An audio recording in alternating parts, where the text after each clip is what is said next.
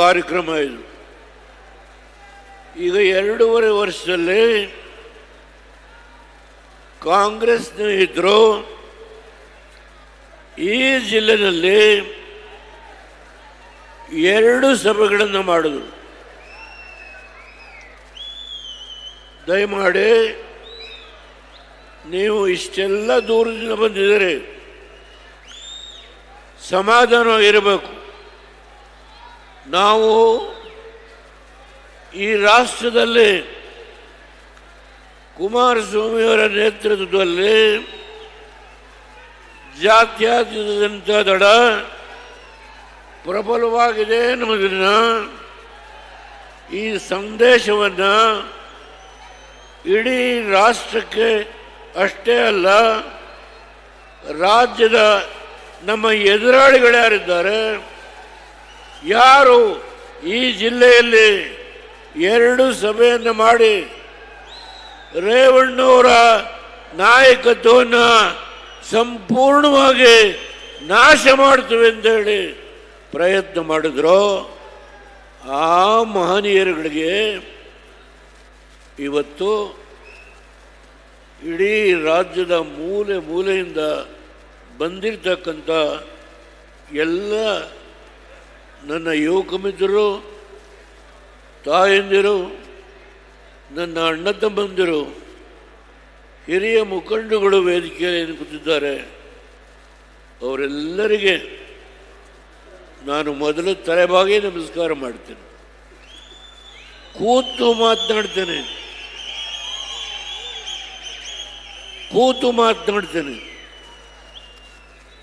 ನಿನ್ನೆ ದಿನ ಹೌದು, ನನಗೆ ಡಯಾಲಿಸಿಸ್ ಆಗಿದೆ. ಈಗ 2 ತಿಂಗಳ ಹಿಂದೆ ನನ್ನ ಕಿಡ್ನಿ ಫೇಲ್ ಆಗಿ ವಾರದಲ್ಲಿ 3 ದಿನ ಡಯಾಲಿಸಿಸ್ ಮಾಡ್ತಾರೆ. ಆದರೆ ಯಾಕೆ ಈ ಜಿಲ್ಲೆಗೆ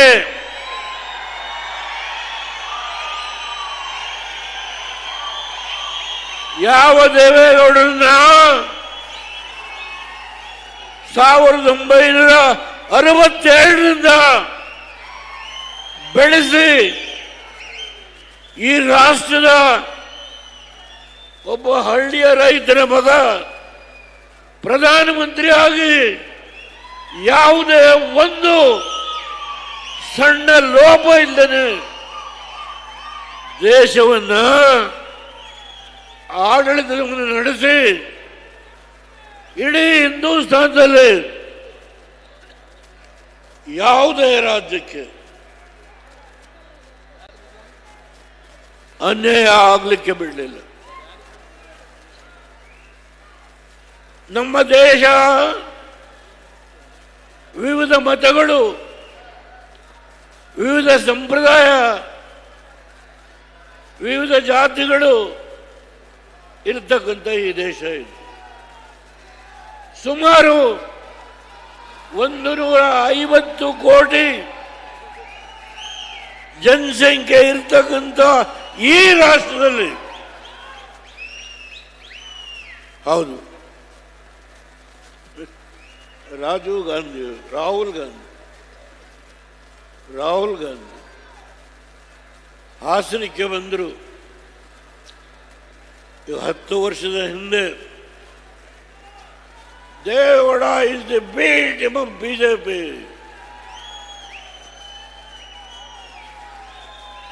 ನನ್ನ ಸ್ನೇಹಿತ ಅವತ್ತು ಆ ಚುನಾವಣೆಯಲ್ಲಿ ಸೋತ. ಇವತ್ತು ಅವ್ರ ಮಗ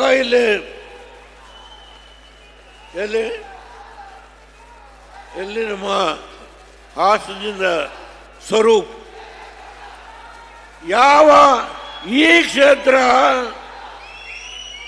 ಬಿಜೆಪಿಯ Deve Gowda is the B team ಅಂತ ಹೇಳಿದ್ರು, ಇವತ್ತು ಅದೇ ದೇವೇಗೌಡ ಬಿಜೆಪಿಯ ಜೊತೆ ಸಂಪರ್ಕ ಮಾಡಿ ಎನ್ಡಿಎನಲ್ಲಿ ಇವತ್ತು ನಾವು ಪಾಲ್ದಾರರಾಗಿದ್ದೇವೆ.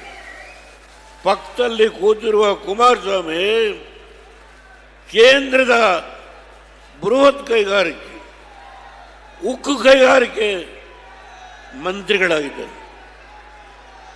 ಇವತ್ತು ಈ ಜಿಲ್ಲೆಗೆ ಯಾವ ರೇವಣ್ಣವರು ಹಗಲು ರಾತ್ರಿ ದುಡಿದು ಈ ಜಿಲ್ಲೆಯ ಪ್ರಗತಿಗೆ ಹೋರಾಟ ಮಾಡಿದ್ದು, ಅವನ್ನ ತುಳಿಲೇಬೇಕು. ಸ್ವಲ್ಪ ಸಮಾಧಾನ, ಅವನ್ನ ತುಳಿಲೇಬೇಕು. ನನ್ನ ಮನೆಯಲ್ಲಿ ನಾನು ಎರಡನೇ ಮಗಳು ಶೈಲಜಾ ಅವರ ಮನೆಯಲ್ಲಿ ಇರ್ತೇನೆ. ಆ ಮನೆಯಲ್ಲಿ ರೇವಣ್ಣ ಕೂತಿದ್ದಾನೆ. ಪೊಲೀಸ್ನವ್ರು ಬಂದು SIT ಅವರು ನಿಮ್ಮನ್ನ ಅರೆಸ್ಟ್ ಮಾಡಿದ್ದೀವಿ ಬನ್ನಿ.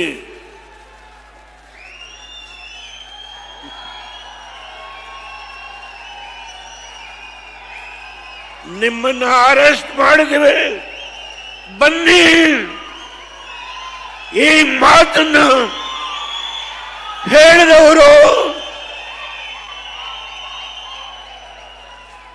SITಯ ಅಧಿಕಾರಿಗಳು. ಇವತ್ತು SITಯ ಅಧಿಕಾರಿಗಳಿಗೆ ಉಡುಗೊರೆಯನ್ನು ಕೊಟ್ಟಿದ್ದಾರೆ.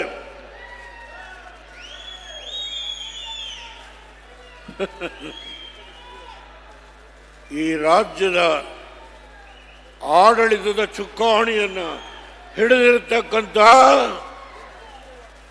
ನಮ್ಮ ಎದುರಾಳಿಗಳು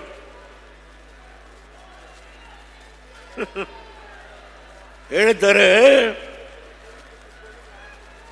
ಇವತ್ತು ರೇವಣ್ಣವ್ರನ್ನ ಮುಗಿಸ್ಲಿಕ್ಕೆ, ರೇವಣ್ಣವ್ರನ್ನ ಕುಟುಂಬವನ್ನು ಮುಗಿಸ್ಲಿಕ್ಕೆ ಯಾವ SIT ಅಧಿಕಾರಿಗಳಿದ್ದಾರೋ ಅವರಿಗೆ ಉಡುಗೊರೆಯನ್ನು ಕೊಟ್ಟಿದ್ದಾರೆ. ಉಡುಗೊರೆಯನ್ನು ಕೊಟ್ಟಿದ್ದಾರೆ. ಯಾವ ದೇವೇಗೌಡ, ನನಗೆ 93 ವರ್ಷ ವಯಸ್ಸು. ಈ ಆತ್ಮ ಇದೆಯಲ್ಲ, ಈ ಆತ್ಮ ಸ್ವಚ್ಛವಾಗಿದೆ.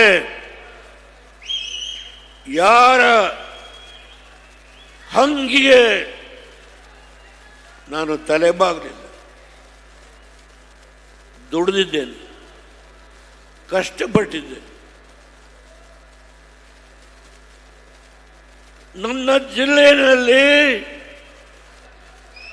ಒಂದು ಸಾರಿ ನನ್ನನ್ನು ಸೋಲಿಸಿದ್ರು ಹೊಳೆ ನರಸೀಪುರದಲ್ಲಿ. ಕಾರಣ, ಒಂದು ಸಿನಿಮಾ ಥಿಯೇಟರ್ನ ಕಟ್ಟಿದ್ರು ಅಂತ ಹೇಳಿ ಅದಕ್ಕೆ ದೊಡ್ಡ ಅಪಪ್ರಚಾರ, ನನ್ನ ಸೋಲಿಸಿದ್ರು.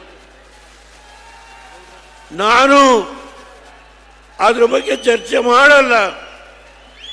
ಆದರೆ ಯಾವ ದೇವೇಗೌಡನ್ನ ಸೋಲಿಸಿದ್ರೋ ಅದೇ ದಿನ 91ರಲ್ಲಿ ಇದೇ ಹಾಸನ ಜಿಲ್ಲೆಯಿಂದ ನನ್ನನ್ನು ಲೋಕಸಭೆಗೆ ಕಳಿಸಿ. ಆ ಪುಣ್ಯಾತ್ಮರಿಗೆ ನಾನು ತಲೆಬಾಗಿ ನಮಸ್ಕಾರ ಮಾಡ್ತೀನಿ. ಯಾವ ಜನ ನನ್ನನ್ನು ತುಳಿಬೇಕು ಅಂತ ಪ್ರಯತ್ನ ಮಾಡಿದ್ರು, ನನ್ನ ವಿರುದ್ಧ ಹಲವಾರು ಕೇಸ್ಗಳನ್ನು ಹಾಕಿದ್ರು, ಅದೆಲ್ಲವನ್ನು ಮೆಟ್ಟಿ ನಿಂತು 1999ರಲ್ಲಿ ಲೋಕಸಭೆಗೆ ಕಳಿಸಿದ್ರು. ಇಲ್ಲಿ ರೇವಣ್ಣವರಿದ್ದಾರೆ, ಇಲ್ಲಿ ಕುಮಾರಣ್ಣವರಿದ್ದಾರೆ. ಕುಮಾರಣ್ಣವರು 25 ವರ್ಷದ ಹಿಂದೆ ದುಡ್ಡು ಕೊಟ್ಟು ಜಮೀನು ತಗೊಂಡ್ರೆ ಅದ್ರ ಮೇಲೆ ಅವರು ಗೋಮಾಳ ಬರೆಸ್ಕೊಂಡಿದ್ದಾರೆ, ಸುಳ್ಳು ರೆಕಾರ್ಡ್ ಮಾಡಿಸಿದ್ದಾರೆ, ಹರಿಜನ ಜಮೀನನ್ನು ಬರೆಸ್ಕೊಂಡಿದ್ದಾರೆ.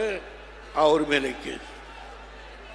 ರೇವಣ್ಣವರು ಅವರ ಮಕ್ಕಳನ್ನ ಮುಗಿಸ್ಬೇಕು. ಯಾಕೆ ಈ ಜಿಲ್ಲೆನಲ್ಲಿ ಜಿಲ್ಲಾ ಪಂಚಾಯತಿ, ಡೈರಿ, ಜಿಲ್ಲಾ ಬ್ಯಾಂಕು, ಇವತ್ತು ಯಾವುದೇ ಸಂಸ್ಥೆಗಳಿರಲಿ ಅವೆಲ್ಲವನ್ನ ನಿಮ್ಮೆಲ್ಲರ ಬೆಂಬಲದಿಂದ ಪ್ರತಿಯೊಂದು ಜಾತಿಗೆ, ಪ್ರತಿಯೊಂದು ಸಮುದಾಯಕ್ಕೆ ಅವರಿಗೆ ಶಕ್ತಿಯನ್ನು ಕೊಟ್ಟು ಅವ್ರನ್ನ ಗೆಲ್ಲಿಸ್ಕೊಂಡು ಬರೋದ್ರ ಮುಖೇನ ಈ ಜಿಲ್ಲೆಯಲ್ಲಿ ಜಾತ್ಯತೀತ ಜನತಾದಳ ಪ್ರಬಲವಾಗಿದೆ. ಇದನ್ನು ಮುಗಿಸ್ಬೇಕು. 2 ಕಾರ್ಯಕ್ರಮ, 2 ನನಗೆ ಆನಂದ ಇದೆ. ನಿನ್ನೆ ಡಯಾಲಿಸಿಸ್ ಮಾಡಿದ್ರು, ಆನಂದ ಇದೆ.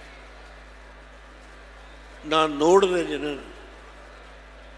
ನನ್ನ ಕಣ್ಣು ಕುಕ್ಕುವ ರೀತಿಯಲ್ಲಿ ಈ ಸಭೆಗೆ ರಾಜ್ಯದ ಮೂಲೆ ಮೂಲೆಯಿಂದ ನೀವೆಲ್ಲ ಬಂದಿದ್ದೀರಿ. ಇವತ್ತು ಒಂದು ಮೆಸೇಜನ್ನು ಕೊಟ್ಟಿದ್ದೀರಿ. ಆ ಮೆಸೇಜ್ ಏನು? ಯಾರು ಆಡಳಿತ ನಡೆಸ್ತಾ ಇದ್ದಾರೋ ಅವರಿಗೆ ನಿಮ್ಮ ಆಟ ನಡೆಯೋದಿಲ್ಲ. ನಾವು ಇದ್ದೇವೆ. ಕುಮಾರಸ್ವಾಮಿ ಅವರಿಂದ, ರೇವಣ್ಣವರಿಂದ ನಾವು ಇದ್ದೇವೆ, ಬದುಕಿದ್ದೇವೆ. ನಾವು ನಿಮ್ಮನ್ನ ಇವತ್ತು ಚೆಲ್ಲಾಟ ರೇವಣ್ಣವ್ರನ್ನ ನನ್ನ ಜೊತೆ ಕೂತಿದ್ದಾರೆ, ಬನ್ನಿ. ಅವರಿಗೆ ಇವತ್ತು ಉಡುಗೊರೆ ಕಾಲ ಬರುತ್ತೆ, ಕಾಲ ಬರುತ್ತೆ. ಈ ಮಾತನ್ನ ಹೇಳುವಾಗ ನನಗೆ ದೈವದಲ್ಲಿ ನಂಬಿಕೆ ಇದೆ. ಕಾಲ ಬರುತ್ತೆ, ಕಾಯಿರಿ, ಸ್ವಲ್ಪ ಕಾಯಿ. ಹಾಸನ ಜಿಲ್ಲೆಗೆ ಕುಮಾರಸ್ವಾಮಿ ಏನೇನು ಮಾಡಿದ್ರು, ಅದನ್ನು ಯಾವ ರೀತಿ ಕೆಲವು ಅಭಿವೃದ್ಧಿ ಕಾರ್ಯಕ್ರಮಗಳಿಗೆ ಕಂಟಕ ಆಯಿತು, ಅದೆಲ್ಲರ ವಿವರಣೆಯನ್ನು ನಾನು ಹೇಳಲಿಕ್ಕೆ ಹೋಗಲ್ಲ. ಏರ್ಪೋರ್ಟ್ ಅದರ ಸ್ಥಿತಿ ಏನಾಗಿದೆ ಚರ್ಚೆ ಬೇಡ. IIT 1080 ಕುಮಾರಸ್ವಾಮಿಯವರು ಅವ್ರ ಕಾಲದಲ್ಲಿ ನೋಟಿಫೈ ಮಾಡಿಸಿದ್ರು. ಈಗ ಆ ಜಾಗವನ್ನು ಯಾರ್ಯಾರು ಹೊಡ್ಕೋಬೇಕು ಅಂತ ಹೇಳಿ ನಡೆಸ್ತಾ ಇದ್ದಾರೆ, ಎಲ್ಲ ಗೊತ್ತಿದೆ. ಆದರೆ ಒಂದು ಮಾತನ್ನು ಹೇಳ್ತೇನೆ, ಏರ್ಪೋರ್ಟ್ ಜಾಗ ಗೊತ್ತಿದೆ ನಮಗೆ. ಆದರೆ ಒಂದು, ಯಾವ ನರೇಂದ್ರ ಮೋದಿಯವರ ಬಗ್ಗೆ ಅವತ್ತು ಬಿ ಟೀಮ್ ಅಂತ ಹೇಳಿದ್ರು ದೇವೇಗೌಡರನ್ನ, ಅದೇ ದೇವೇಗೌಡ ಯಾವ ಬಿ ಟೀಮ್ ಅಂತ ಹೇಳಿದಂಥ ಭಾರತೀಯ ಜನತಾ ಪಾರ್ಟಿ ಜೊತೆಗೆ NDAನಲ್ಲಿ ಪಾಲ್ದಾರರಾಗಿ ನಾವು ಅಧಿಕಾರವನ್ನು ನಡೆಸ್ಕೊಳ್ತಾ ಇದ್ದೇವೆ. ಈ ಜಿಲ್ಲೆಗೆ ಇನ್ನೂ ಆಗಬೇಕಾದ ಕೆಲಸ ಬಹಳ ಇದೆ. ನನಗೆ ಸಮಾಧಾನ ಇಲ್ಲ. ನಾನು ಇನ್ನು ಎಷ್ಟು ವರ್ಷ ಬದುಕಿರ್ತೇನೋ ಅಷ್ಟೊಳಗೆ ನನ್ನ ಮನಸ್ಸಿನಲ್ಲಿ ಈ ಜಿಲ್ಲೆಯ ಪ್ರತಿಯೊಂದು ಕುಟುಂಬಕ್ಕೆ ಆರ್ಥಿಕವಾದ ಶಕ್ತಿಯನ್ನು ತುಂಬಲೇಬೇಕು ಈ ಒಂದು ಪ್ರತಿಜ್ಞೆ ಮಾಡಿದ್ದೀನಿ. ಯಾವ ಮೆಗಾ ಡೈರಿ ಆಗ್ತಾ ಇದೆಯೋ 900 ಕೋಟಿ ರೂಪಾಯಿದು ಮೆಗಾ ಡೈರಿ, ನರೇಂದ್ರ ಮೋದಿ ಅವರು ಬರಬೇಕು. ಇದಕ್ಕಿಂತ ಇನ್ನೂ ಒಂದು ಪಟ್ಟು ಹೆಚ್ಚು ಸಭೆ ಸೇರಬೇಕು. ಅವತ್ತು ಅವ್ರ ಕೈಲೇ ಇನಾಗ್ರೇಟ್ ಮಾಡಿಸ್ತಾರೆ. ಯಾವ ನರೇಂದ್ರ ಮೋದಿಯವರು ಅವ್ರಿಗೂ ರಾಹುಲ್ ಗಾಂಧಿ ಹೇಳ್ತಾರೆ, Narendra Modi's finance is dead. ಏನಪ್ಪ ಹೇಳೋದು? ನರೇಂದ್ರ ಮೋದಿಯವರ ಆರ್ಥಿಕ ಸುಧಾರಣೆ ಸತ್ತು ಹೋಗಿದೆ. ಅಬ್ಬ, ಯಾರು? ರಾಹುಲ್ ಗಾಂಧಿ. ಒಂದು ಕಡೆ ವೋಟ್ ಚೋರಿ ಹೇಳಿ ಹೇಳಿ ಹೇಳಿ ಬಿಹಾರದಲ್ಲಿ 6 ಸೀಟ್ ಬಂತು. ಆ ವೋಟ್ ಚೋರಿ ಹೇಳಿ ಹೇಳಿ 6 ಸೀಟ್. 6 ಸೀಟ್ ಬಂದರೆ 6 ಸೀಟ್ ಇವತ್ತಾಗಲೇ ಅವರು NDA ಹೊರಟೋರು. 3 ರಾಜ್ಯದಲ್ಲಿ ಕಾಂಗ್ರೆಸ್, 3 ರಾಜ್ಯ. ಇಲ್ಲಿ ಹೇಗೆ ನಡೀತಾ ಇದೆ? ಪ್ರೈಸ್ ರೇವಣ್ಣವರು ಅರೆಸ್ಟ್ ಮಾಡಿದವ್ರಿಗೆ, ಅವ್ರ ಕುಟುಂಬದವರು ಅರೆಸ್ಟ್ ಮಾಡಿದವ್ರಿಗೆ ಪ್ರೈಸ್ ಹೇಳ. ಎಲ್ಲೆಲ್ಲಿ ಯಾವ್ಯಾವ ಜಿಲ್ಲೆಯಲ್ಲಿ ಏನು ನಡೆದಿದೆ ಹೇಳ. ಈ ಬಾಯಿನ ಹೊಲಸು ಮಾಡ್ಕೊಳ್ಳೋದು. ಇಡೀ ರಾಜ್ಯದಲ್ಲಿ ಏನೇನು ನಡೆದಿದೆ ನಾನು ಹೇಳಬಲ್ಲೆ. ಆದರೆ ಒಂದು, ನಾನು ನಿಮಗೆ ಏನು ಕೊಡುವ ಶಕ್ತಿ ಇಲ್ಲ. ಹೌದು, ಇಲ್ಲಿ ನಮ್ಮ ಹೆಣ್ಣುಮಗಳು ಭಾಷಣ ಮಾಡೋದು, ಇವರಿಗೆ ರಿಸರ್ವೇಷನ್ ಕೊಟ್ಟರ. ಕೂತಿದ್ದೀನಿ ಜಿಲ್ಲಾ ಪಂಚಾಯತಿಗೆ, ತಾಲೂಕು ಪಂಚಾಯತಿಗೆ, ಗ್ರಾಮ ಪಂಚಾಯತಿಗೆ, ನಗರಸಭೆಗೆ, ನಗರ ಪಾಲಿಕೆ 33% ರಿಸರ್ವೇಷನ್ ಕೊಟ್ಟಿದ್ದು ಇಡೀ ಹಿಂದೂಸ್ತಾನದಲ್ಲಿ ದೇವೇಗೌಡ. ಜಾತಿಯ ವಿಂಗಡಣೆ ಮಾಡಿಕೊಟ್ರೆ ಯಾವ ಜಾತಿಯವರಿಗೂ ಅನ್ಯಾಯ ಆಗಬಾರ್ದು. ಈ ಜಿಲ್ಲೆನಲ್ಲಿ ಸುಮಾರು 8 ಜನಕ್ಕೆ 6 ಜನ MLCಗಳು ಬೇಲೂರಲ್ಲಿ, ಸಕಲೇಶಪುರದಲ್ಲಿ, ಹೊಳೆನರಸೀಪುರದಲ್ಲಿ, ಹಾಸನದಲ್ಲಿ 6 ಜನ ರಾಜ್ಯಸಭಾ ಮೆಂಬರು ಸೇರಿ ಹಾಸನ ಜಿಲ್ಲೆಯಲ್ಲಿ ಕುರುಬರಿಗೆ ಕೊಟ್ಟೆ, ಲಿಂಗಾಯತರಿಗೆ ಕೊಟ್ಟೆ. ಯಾವುದೇ ಸಮಾಜ ಬಿಟ್ಟೆ ಅಂತ ಇಲ್ಲ. ಮುಸಲ್ಮಾನ್ ಬಂಧುಗೆ ನಮ್ಮ ಹಾಸನದ ಡೆವಲಪ್ಮೆಂಟ್ ಅಧ್ಯಕ್ಷ ಮಾಡಿದ್ವಿ. ಇಲ್ಲ ಅಕ್ಬರ್ ಬಂದಿರ್ಬೇಕು. ಯಾವ ಸಮಾಜಕ್ಕೆ ಅನ್ಯಾಯ ಮಾಡಿ ದಯಮಾಡಿ ತಪ್ಪು ತಿಳ್ಕೋಬೇಡಿ. ಒಳ ಮೀಸಲಾತಿ ಬಗ್ಗೆ ಇವತ್ತು ಒಂದು ಲೇಖನ ನೋಡಿದೆ ನಾನು. ಒಳ ಮೀಸಲಾತಿ ಬಗ್ಗೆ, ಆ ಒಳ ಮೀಸಲಾತಿನಲ್ಲಿ ಹೇಗೆ ಅದನ್ನು ವಿಂಗಡಣೆ ಮಾಡಬೇಕು ಅನ್ನೋದ್ರ ಬಗ್ಗೆ ನಾನು ಈಗಿನ ಮುಖ್ಯಮಂತ್ರಿಗಳಿರ್ಬೋದು, ಹಿಂದೆ ಡೆಪ್ಟಿ CM ಆಗಿದ್ದು, ಪತ್ರ ಬರೆದಿದ್ದಾರೆ. ಯಾವ ಅಂಬೇಡ್ಕರ್ ಅವರು 15% SCಗೆ, 3% STಗೆ. ನಾನು ಲೋಕೋಪಯೋಗಿ ಮಂತ್ರಿ ಆದಾಗ 15ರಿಂದ 18% SCಗೆ, SCಗೆ 3ರಿಂದ 5%, 23% ರಿಸರ್ವೇಷನ್ ಕೊಡಬೇಕು ಅಂತ ಹೇಳಿ ತೀರ್ಮಾನ ಮಾಡಿದ್ದು ಹರಿಜನ ಗಿರಿಜನರಿಗೆ ದೇವೇಗೌಡ. ನಾಯಿಕ ಸಮಾಜದವ್ರಿಗೆ ರಿಸರ್ವೇಷನ್ ತಂದಿದ್ದು ದೇವೇಗೌಡ. ನಾನು ತುಂಬ ಮಾತನಾಡ್ಬೋದು, ದಯಮಾಡಿ ಇನ್ನಿಂದ ಭಾವನೆ ಮಾಡಿಬಿಡಿ. ನಾನು ಭಾಷಣವನ್ನು ಮುಗಿಸೋದಕ್ಕಿಂತ ಮುಂಚೆ ಈ ಜಿಲ್ಲೆಯಲ್ಲಿ 2 ಸಮಾವೇಶ ನಮ್ಮ ಎದುರಾಳಿಗಳು, ಈ ಯಾರು ಆಡಳಿತ ನಡೆಸ್ತಾ ಇದ್ದಾರೋ ಆ ಮಹಾನುಭಾವರು 2 ಜಿಲ್ಲೆ 2 ಸಭೆ ಮಾಡಿ ಇಲ್ಲಿ ಹಾಸನ ಜಿಲ್ಲೆಯಲ್ಲಿ JDSನ ಸಂಪೂರ್ಣವಾಗಿ ನಾಶ ಮಾಡ್ತೀವಿ ಅಂತ ಏನು ಬಂದರೋ ಅವರಿಗೆ ಉತ್ತರ ಕೊಟ್ಟಿದ್ದೀರಿ. ಇವತ್ತು ನೀವು ಉತ್ತರ ಕೊಟ್ಟಿದ್ದೀರಿ. ನಾನು ಕೊನೆಯದಾಗಿ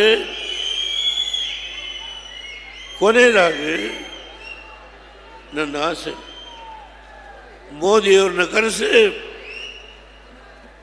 18 ಎಂಪಿಗಳು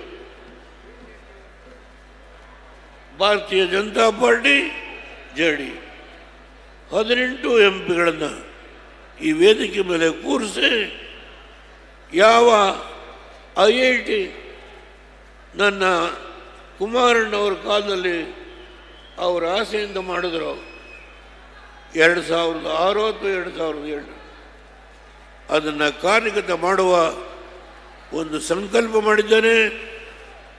ಅದೇ ಸಂದರ್ಭದಲ್ಲಿ ಈ ಏರ್ಪೋರ್ಟನ್ನು ಕೂಡ ಇನಾಗ್ರೇಟ್ ಮಾಡಿಸ್ತಕ್ಕಂಥ ಕೆಲಸ ಮಾಡ್ತಾನೆ. ಜೊತೆಗೆ ಕುಮಾರಣ್ಣವರು ಹಲವಾರು ಯೋಜನೆಗಳನ್ನು ಇಟ್ಕೊಂಡಿದ್ದಾರೆ. ಇಂಡಸ್ಟ್ರಿಯಲ್ ಕ್ಲಸ್ಟರ್ಸ್ ಅಂತ ಹೇಳಿ, ಭದ್ರಾವತಿ ಐರನ್ ಸ್ಟೀಲ್ ವರ್ಕ್ಸ್, ಹೀಗೆ ನಾನಾ ಯೋಜನೆಗಳನ್ನು ಇಟ್ಕೊಂಡಿದ್ದಾರೆ. HMT ಫ್ಯಾಕ್ಟ್ರಿ ಅವ್ರಿಗೆ ಮಾತನಾಡ್ತಾರೆ. ಈ ರಾಜ್ಯದಲ್ಲಿ ಅವರು ಕೆಲಸ ಮಾಡಲಿಕ್ಕೆ ಸಹಕಾರ ಕೊಡುವ ಔದಾರ್ಯವನ್ನು ಈ ಸರ್ಕಾರ ಈಗಲಾದರೂ ತೋರಿಸಲಿ ಅಂತ ಹೇಳಿ ನಾನು ವಿನಂತಿ ಮಾಡಿ ನಿಮ್ಮೆಲ್ಲರಿಗೆ ಮತ್ತೊಮ್ಮೆ ನಾನು ಅನಂತಾನಂತ ನಮಸ್ಕಾರ ಮಾಧ್ಯಮ ಸ್ನೇಹಿತರಿಗೆ ಇಷ್ಟನ್ನ ಹೇಳಿ ಕೊನೆಗೆ ಸಮಸ್ತ ಜನತೆಗೆ ಜೈ ಭಾರತ್. ಈಗ